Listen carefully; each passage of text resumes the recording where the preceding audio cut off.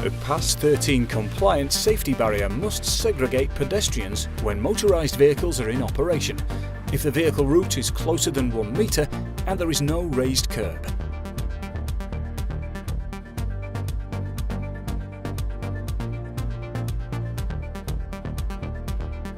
Where only light hand-operated machinery, such as pallet trucks, are working alongside pedestrians, safety barriers are not required.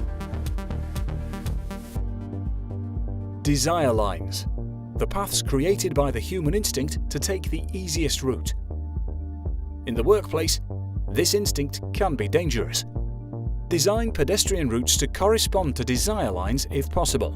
Where not possible, guide employees to follow a safer path. Walkways must be a suitable width for 2 people walking side by side, with increased width for wheelchair access. Deflection is the distance a barrier bends under impact. The deflection zone must be wide enough to allow for this should impact occur. A deflection zone helps to ensure pedestrian safety at all times. Raised curbs prevent vehicles from straying from designated routes. Consider vision adjustment and ensure pedestrians enter a safe zone when crossing between different light levels. Mark routes with clear signage and appropriate colour demarcation. Barrier gates should be offset from doorways and open inwards, causing pedestrians to break stride, creating a pause effect to prompt a moment to think and look.